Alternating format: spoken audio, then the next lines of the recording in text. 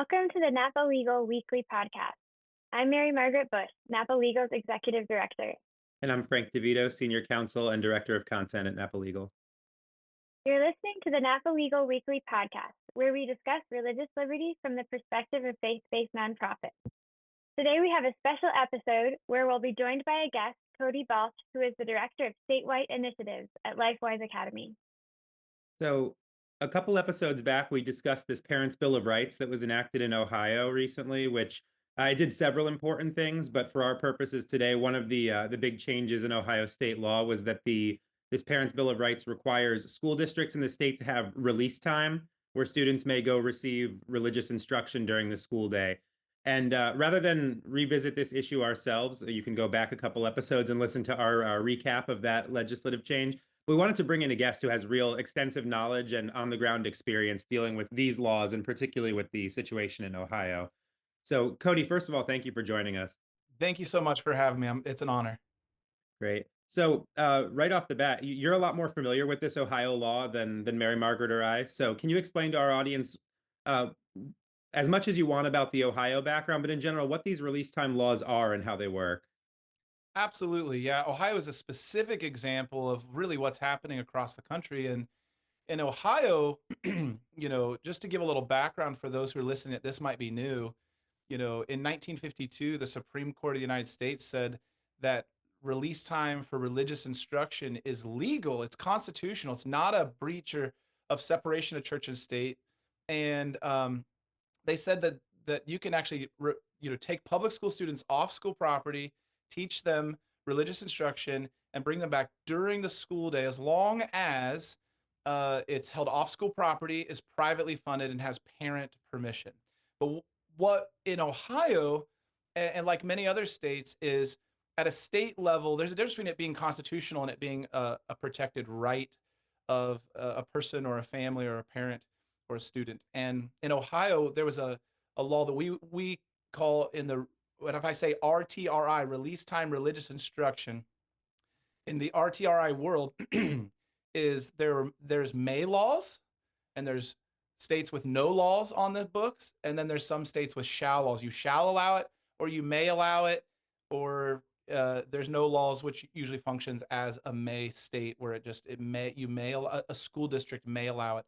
And so in Ohio, what was happening was we were seeing a lot of growth in communities saying, we want this in our community, and parents saying they want it. And so about 40% of the school districts in Ohio had this, but there were a lot of school districts that were saying, no, even though it's constitutional, we're not going to allow you to have this.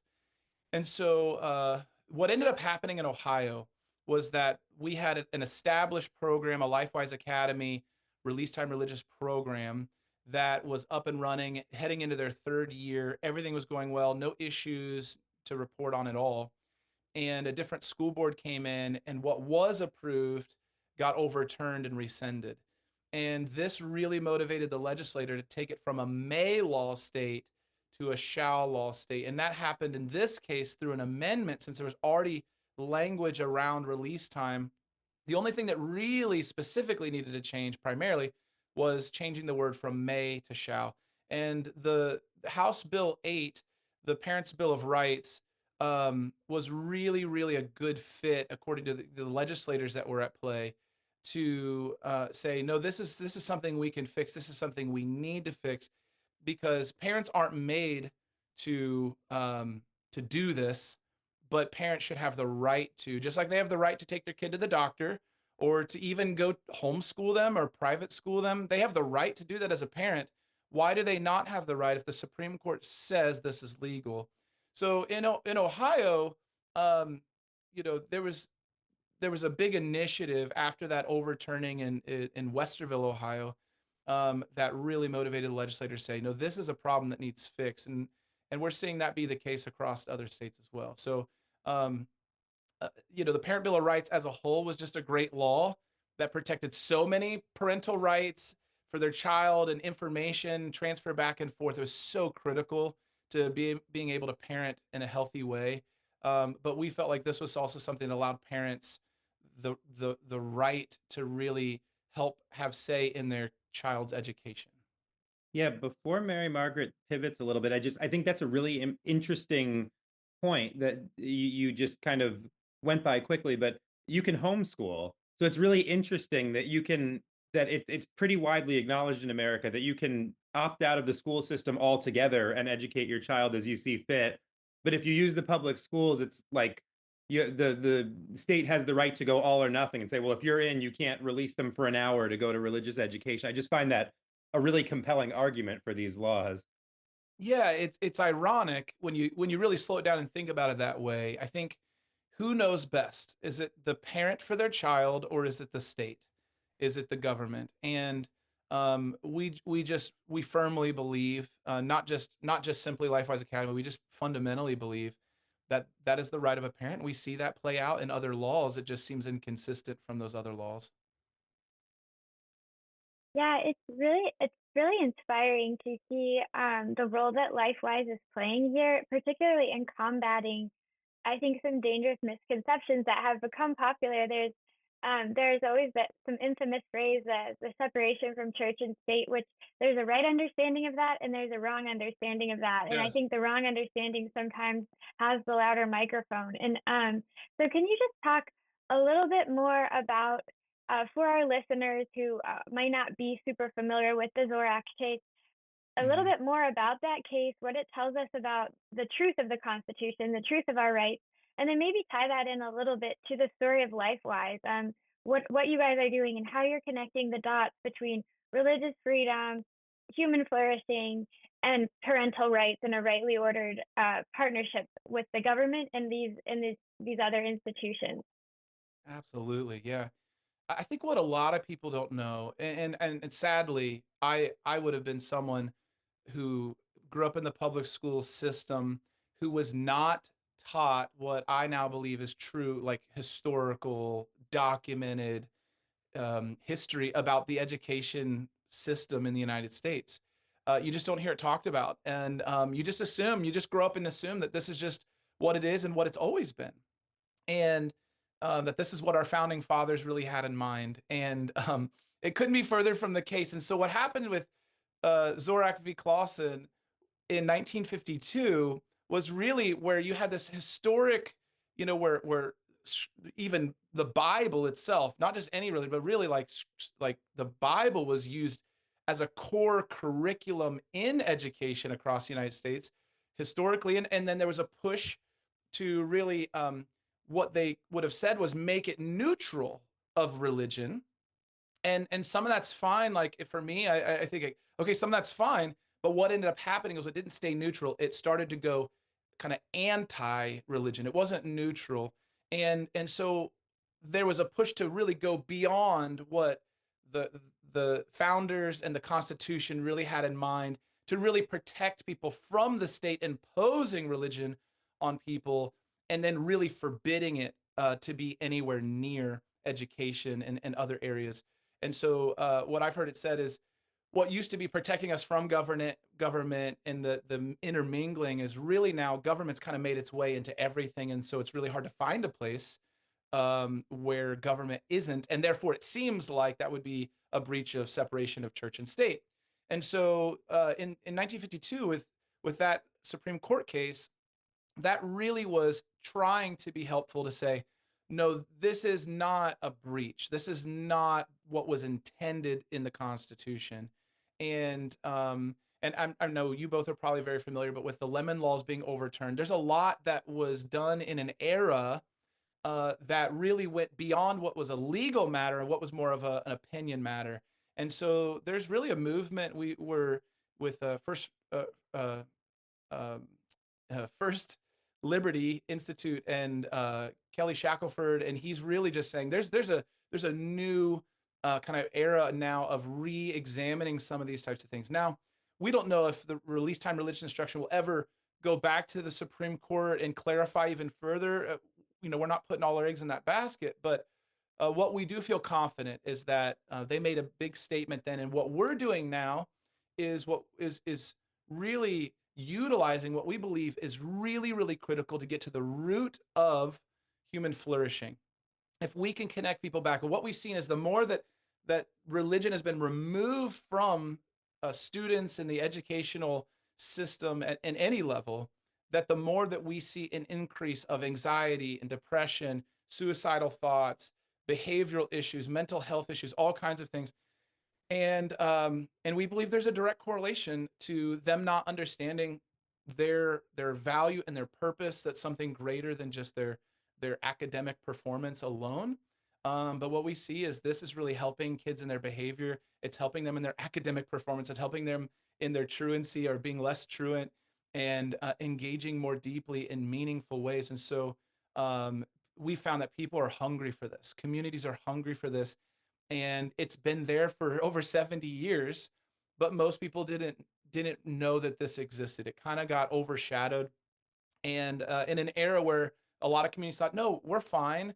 And back in 1952, we, either they didn't know about it, or they thought, well, our church, it does that, or our school still teaches the Bible. They still have prayer. They still have, and that's just eroded over time. And while in the meantime, people just don't know about this opportunity.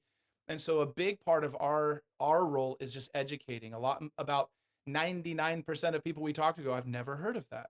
I didn't know that's possible. Is that legal? Like, that's what we're up against. And then once they find out it isn't a possibility, they are excited and feel like, wow, this is an answer to prayers. This is something that we need desperately. 9 out of 10 students across America are in public schools. So there are options for some people to do private or homeschool, but 9 out of 10 really, for various reasons, financial reasons or access, or their parents are working, do not have another option to get an education. And so we're not we're not just saying one way is better than the other. We're saying most of our students are right here and they need this now. You guys are doing this, I think, at an incredible moment, because there's the research is so conclusive on the troubles of the public education system, and like you said, there are kind of the academic metrics, but there are also some overwhelming and concerning metrics around mental health and unfortunately suicide rates and eating disorders and all of that. And so I think there's consensus that something needs to be done. And from what you guys are saying about the impact you've already seen of these programs, it sounds like this is really something that everyone can get behind because it's working. And I think when you have a serious problem and a solution that's working, I think it's a really important opportunity to get everybody involved. Even people who might otherwise have not understood the foundations of this, just to say this is a problem and this is a solution that works. Yeah. I think it opens the door to a lot of conversations that might not otherwise have been possible. So it's really encouraging to hear all of the good fruits. And I know on your website you have additional surveys, research, data, polls that have been done showing behavioral improvement, academic improvement, parent feedback, virtue, and just increased community support. So it's really encouraging to hear all the good fruits of that. And Frank, I think we want to talk a little bit as well about the legal roots of these good fruits. What can other states learn from this? What opportunities are there for this legislation to be like duplicated or continued? Absolutely.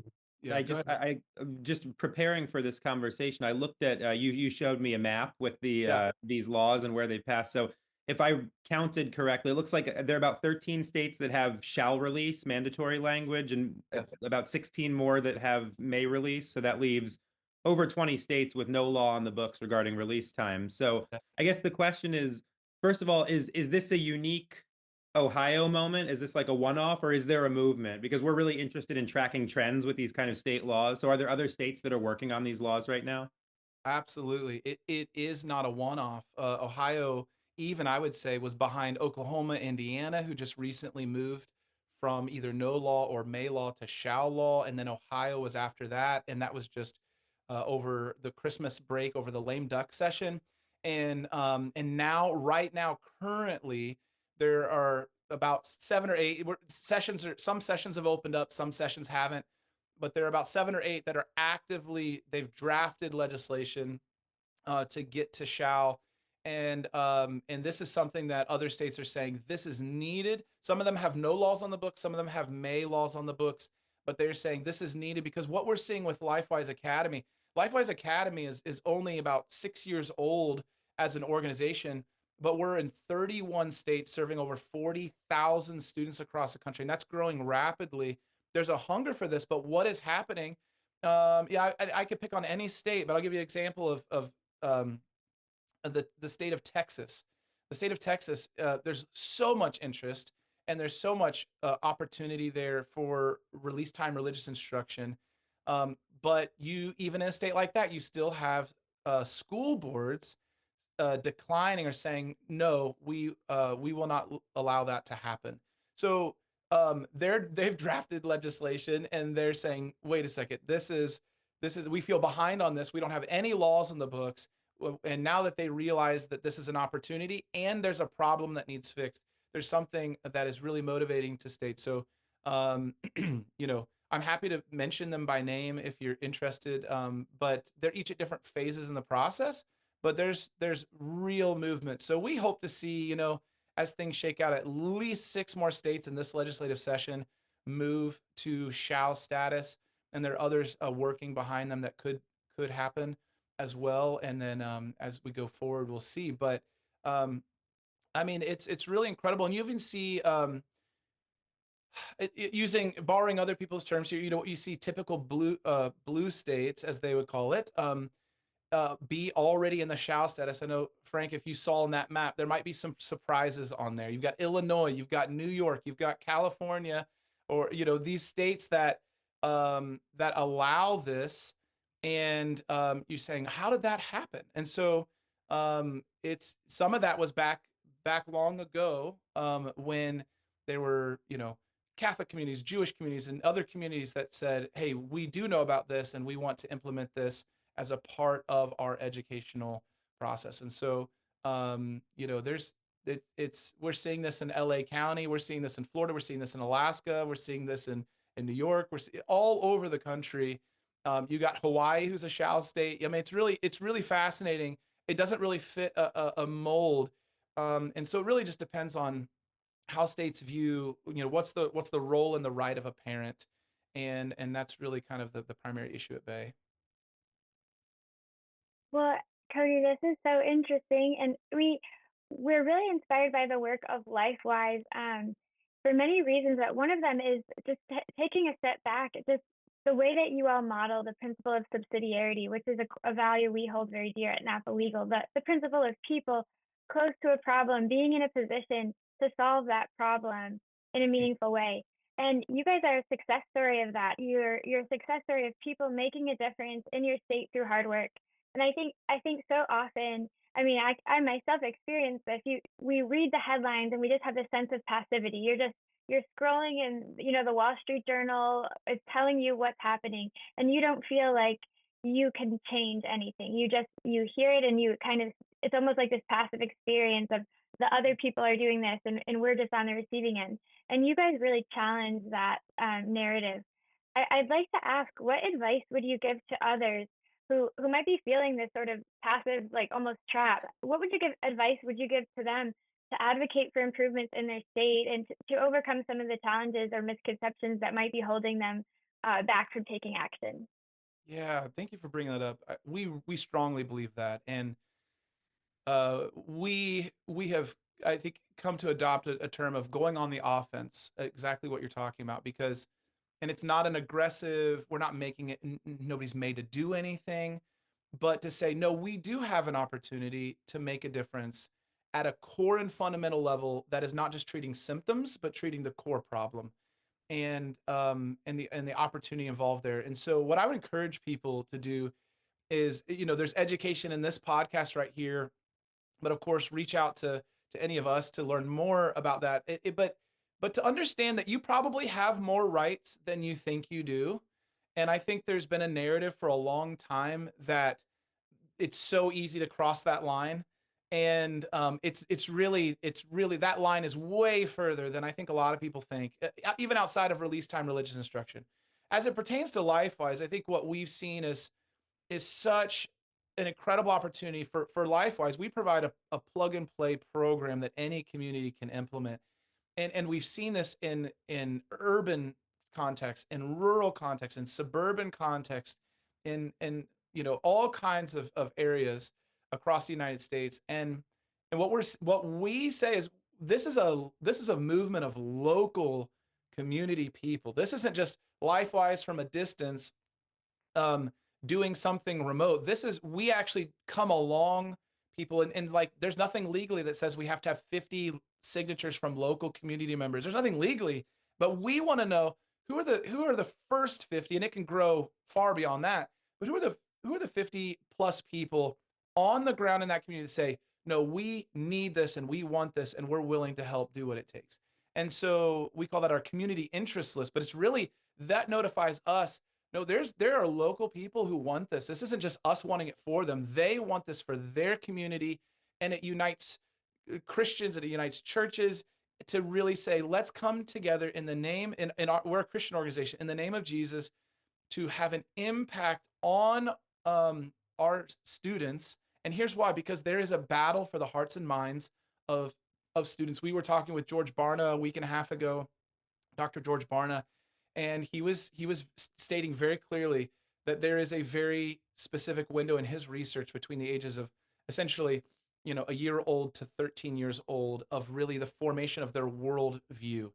And what we're seeing is the world is coming after them. The other powers that be, and I'm saying very generally, there's all these different things that are vying for the hearts and minds of students that become our adults, that become our business leaders, that become our church leaders, that become our legislators.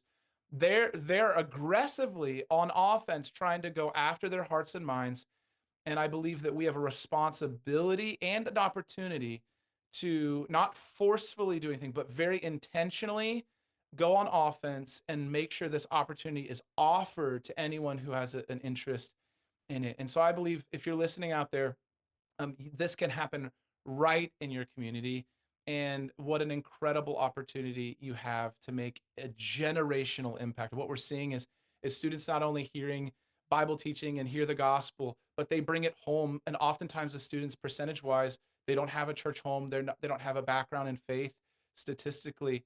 And there are students and families that are being connected to really their purpose and meaning from their creator and the hope that they have in Jesus. So it's for us, it's very meaningful, very exciting. And we are seeing people grab onto this and say, I didn't even know that this was the answer that I was praying for God to give for our church, for our community. And I even think about churches and saying, this isn't a different mission. This is just helping churches accomplish the mission that they're already on. This is just a way that while kids are at school and parents are at work, and usually, buildings are empty and things, you can actually bring public school students in and each week and have them taught religious instruction and character education right during the school day. So it's like, what an incredible missional opportunity.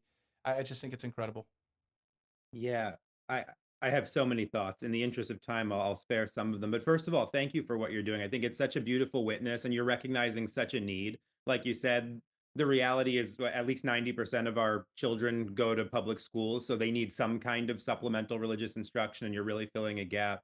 But I think you were talking about some of the legal issues, the state laws being passed, and also the question of if and when the Supreme Court would ever touch this issue again. And, I Right. really think you've identified an important issue at an important legal moment, because obviously we advocate for subsidiarity, so not waiting for the Supreme Court to weigh in, but Right. getting down on the grassroots level and moving these things along in state legislatures. Thank you for being a part of that huge, important project. And we're seeing momentum on this in other similar areas, right? Like the State Religious Freedom Restoration Acts. There was a gap of a number of years. Now, all of a sudden, states are coming out and starting to pass them that don't have them. So I think there's momentum on the state law level.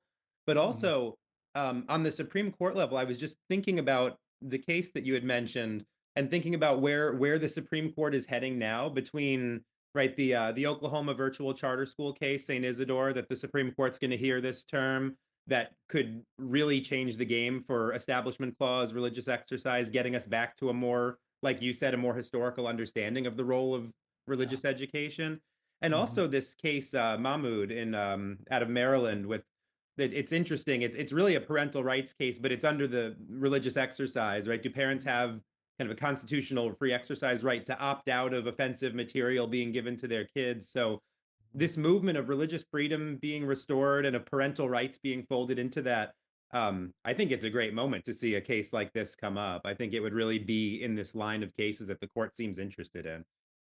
Yeah, I completely agree. I think we're just curious to see how God moves either other cases that affect what we're doing, or sometimes, sadly, it starts with, somebody gets sued and it goes up to a a state Supreme Court, and then it keeps escalating. And we don't know the pathway, but we do believe that the Supreme Court is in a very different climate now than it's been historically in a long time. And what's interesting in that is there's a lot of things being pushed back to the states, outside of the Supreme Court. So both things are currently happening, and so that's why for us it's like for now this is for sure what we know we can do and promote and encourage is the state level grassroots movement of people taking advantage of this, and whether that hits blockades or not, usually that's stimulating to the state level legislation. But people can take, everybody has access to at least try this. Most are seeing success. Most people aren't getting rejections from their school board, and in any, no matter what the law is. And then those who are, it seems to be something that raises the priority and urgency at a state legislative level. So, it's just sort of the way that things tend to work right now, I think, is what's the problem that needs fixed. But we see some states being proactive about it too. It's not a huge problem yet, but as the interest grows, they think that's going to be something that they want to protect against in the future.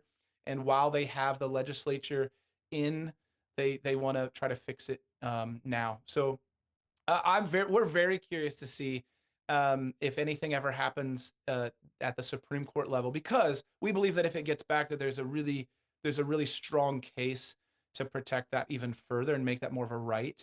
And so we do feel good about that, but just kind of our pathway to get there, and the time sometimes it takes, that's a longer pathway sometimes. So in the meantime, we just want to keep growing this awareness, because that's really, if that ever does head that way, there's a lot more people going to say, no, I know the value and importance of this. I know the impact of this.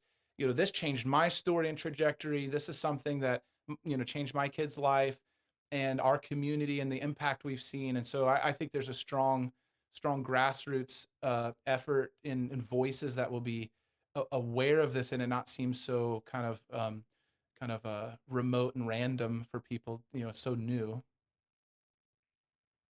Well, Cody, thank you so much for joining us and shedding light on this issue, and for sharing all the good work that you're doing at LifeWise Academy. So thank you for being here with us. Oh, it's an honor, and thank you for all that you both do, and for Napa Legal, and just what you guys stand for and champion and educate on. It's really important. Yeah, well, we appreciate that. We're very deliberate about always being collaborative. Anybody who's in the same sphere trying to help, religious liberty, faith-based nonprofits, we're all in this together. So Yeah. thank you for being here with us and for being in the good fight. Thank you so much. God bless you guys. Thank you. And thank you to our listeners, as always, for joining us for this episode of the Napa Legal Podcast. If you enjoy the content we're putting out, as always, we ask you if you would like the podcast, subscribe on YouTube, Spotify, wherever you're listening. And we hope you'll join us next week as we continue to highlight and discuss some of the most important ongoing legal issues that affect religious liberty and the work of faith-based organizations like LifeWise Academy. We'll talk to you all next week. Thank you again for joining us, and may God bless you.